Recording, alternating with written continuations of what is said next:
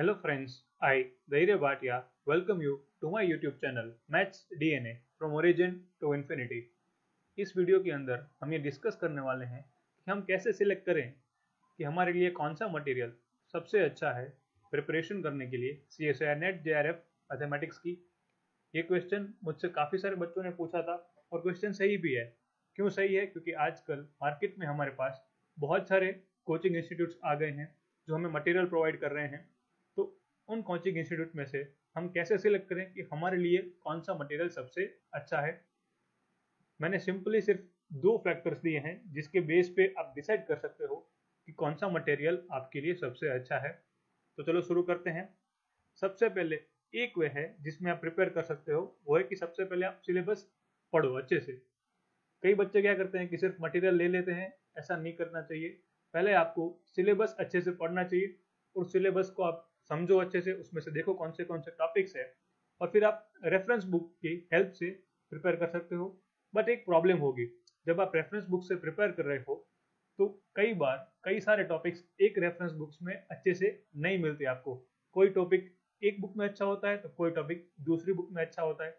इसलिए reference book आपके लिए एक अच्छा ऑप्शन नहीं होता है जब आप शॉर्ट टाइम में प्रिपेयर करना चाहते हो किसी एग्जाम के लिए।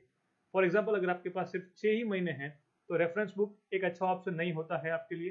हाँ, अगर आप 2 साल लगातार प्रिपेयर कर रहे हो, कि अगर आपने फर्स्ट ईयर MSc से ही प्रिपरेशन स्टार्ट की है तो आपको डेफिनेटली रेफरेंस बुक से सिलेक्ट करनी चाहिए कि आप MSc के बाद एग्जाम दोगे। बट अगर आपके पास सिर्फ 6 महीने हैं और आपका MSc खत्म हो गया है तो रेफरेंस बुक आपके लिए एक अच्छा ऑप्शन नहीं होगा। तो सेकंड क्या होगा, वापिस वही सिलेबस तो आपको देखना ही है। फिर आपको जाना है कोचिंग इंस्टीट्यूट्स के लिए। अब कोचिंग इंस्टीट्यूट्स भी कई अवेलेबल है, तो वहां से हम कैसे डिसाइड करें कि कौन से कोचिंग इंस्टीट्यूट का मटेरियल हमारे लिए अच्छा है।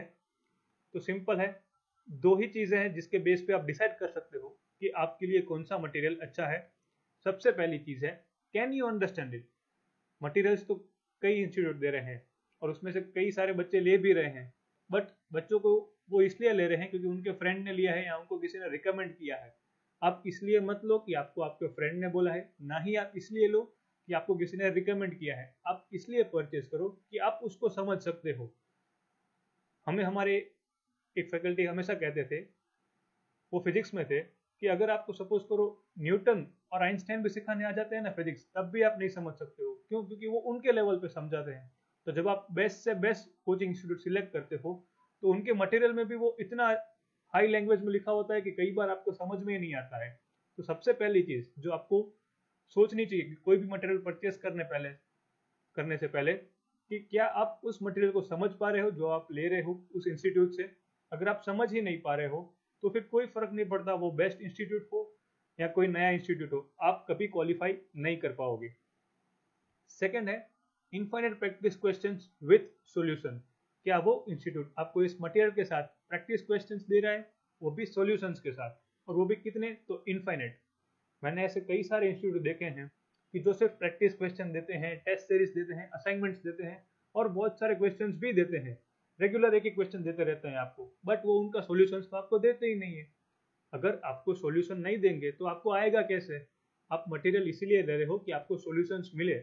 और कई इंस्टीट्यूट उससे भी अच्छे होते हैं कि सॉल्यूशन के नाम पे सिर्फ ABCD दे देते हैं कि इसका आंसर B और C, इसका आंसर A और D। अरे भाई, अगर हमको सिर्फ ABCD चाहिए होता तो हम कोई बुक ले लेते ना। बुक्स में भी तो आपके पास अवेलेबल है क्वेश्चंस काफी सारे। आपको वो इंस्टीट्यूट लेना है जो आपको प्रैक्टिस क्वेश्चन के साथ पूरा सॉल्यूशन दे, डिटेल में, साथ में काउंटर एग्जांपल दे। कई इंस्टीट्यूट सिर्फ A सही है वो बता देते हैं, बाकी B C D क्यों गलत है वो भी नहीं बता पाते हैं।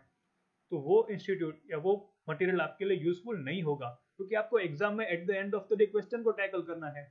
अगर आप सिर्फ 100 क्वेश्चन प्रैक्टिस करके जा रहे हो तो आप कितना स्कोर करोगे? और आप सोचो, अगर आप 1000 क्वेश्चन कर रहे हो, आप 7000 क्वेश्चन कर रहे हो, आप 10,000 क्वेश्चन की प्रैक्टिस कर रहे हो, तो आप कितना स्कोर करोगे? ये एक सीधा प्रोपोर्शनल है कि जितनी आप प्रैक्टिस करोगे उतना आप स्कोर करोगे। और हाँ, प्रैक्टिस में भी क्वेश्चन का लेवल होना चाहिए। ऐसे नहीं कि आप बहुत ही सिंपल सिंपल प्रैक्टिस करके जाओ। आपको एक लेवल के, जो एग्जाम के लेवल के क्वेश्चन होते हैं, उस एग्जाम के लेवल के क्वेश्चंस का आपको प्रैक्टिस चाहिए। तो जब भी आप सिलेक्ट कर रहे हो मटेरियल तो आप डेफिनेटली ये पॉइंट चेक करो कि आपको जो मटेरियल दिया जा रहा है उसके अंदर जो क्वेश्चंस दिए जा रहे हैं, असाइनमेंट है या टेस्ट सीरीज है, क्या उन क्वेश्चंस के आपके पास सॉल्यूशंस हैं। आप उस इंस्टीट्यूट से पूछ सकते हो कांटेक्ट करके कि भाई जो आप मटेरियल दे रहे हो उसके अंदर जो क्वेश्चन है उसमें सोल्यूशन है कि नहीं है। ब्लाइंडली कुछ भी आप परचेस मत कर लो, क्योंकि at the end of the day आपको एग्जाम क्वालिफाई करनी है। तो ये दो चीजों के बेस पे आप डिसाइड कर सकते हो कि आपको कौन सा मटेरियल लेना है और वो कैसे लेना है। और थर्ड चीज, प्राइस। प्राइस मत देखना, कभी भी प्राइस मत देखना। थोड़ा बहुत तो ऊपर नीचे हो सकता है, लेकिन अगर आपके पहले दो क्राइटेरिया सेटिस्फाई हो जाते हैं तो प्राइस में आप हिचकिचाना मत।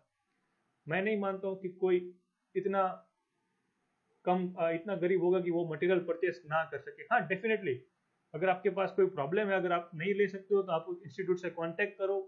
मैं ये मानता हूँ कि जो जेन्युइनली अच्छा पढ़ाना चाहते हैं, जो इंस्टीट्यूट जेन्युइनली पढ़ाने के लिए है, वो आपको डेफिनेटली हेल्प करेंगे। वो प्राइस में थोड़ा बहुत आपको नेगोशिएट करके भी देंगे, may be depending upon institute. वरना प्राइस मत देखना, प्राइस हमेशा आपको अच्छी ही मिलेगी, हाई होगी। अगर आपके पास वो कंटेंट अच्छा दे रहे हैं तो वो थोड़ी प्राइस हाई ले सकते हैं, लेकिन वन टाइम इन्वेस्टमेंट है। आप सोचो, अगर आपने ऊपर वाले दोनों फैक्टर देख लिए कि हाँ मुझे वो मटेरियल समझ में आ रहा है, वो अच्छे से प्रैक्टिस क्वेश्चंस दे रहे हैं, सॉल्यूशंस दे रहे हैं, तो वन टाइम इन्वेस्टमेंट ही है। फिर आपके पास कोई प्रॉब्लम नहीं है। आपने एक बार ले लिया, फिर आपने उसको सॉल्व कर लिया, तो आप एग्जाम क्वालिफाई कर गए। लेकिन अगर आप प्राइस देख के वो ले ही नहीं रहे हो और किसी और इंस्टीट्यूट के पास गए, तो एक तो आपके वो सारे पैसे गए, आपका टाइम गया, और आपने क्वालिफाई भी नहीं किया, मतलब आपको वापस से वो पैसे भी लेने पड़ेंगे और वो टाइम भी देना पड़ेगा। तो ये आपके लिए एक प्रॉब्लम की बात हो सकती है। तो आप प्राइस नहीं देखनी चाहिए।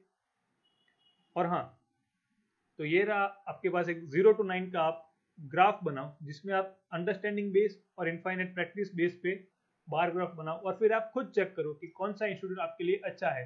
मैंने यहाँ पे रैंडमली ABCD लिखा है, आप चाहे तो इंस्टीट्यूट्स के नाम लिख सकते हो जो अवेलेबल है ऑनलाइन। उनके मटेरियल्स आप देखो, आप समझो, और फिर आप उस बेस पे ये ग्राफ बनाओ, पूरा बेस्ट ऑफ द बेस्ट। और अगर आप ढूंढ रहे हो तो हम भी मटेरियल प्रोवाइड कर रहे हैं, जिसके अंदर हम आपको मटेरियल तो दे ही रहे हैं, साथ ही साथ 7000 क्वेश्चंस दे रहे हैं, वो भी सॉल्यूशन के साथ, जो आपको 140 प्लस मार्क्स स्कोर करने में हेल्प कर सकते हैं, वो भी आराम से। तो अगर आपको चाहिए तो आप नीचे डिस्क्रिप्शन में जो लिंक दी गई है वहां पे जाके क्लिक कर सकते हो, या तो आप हमें dnamaths@gmail.com पे भी कांटेक्ट कर सकते हो। And you can be a member of our social club and watch 240 plus videos on our YouTube channel and get a complete study material for any higher mathematics competitive exam from our Telegram channel.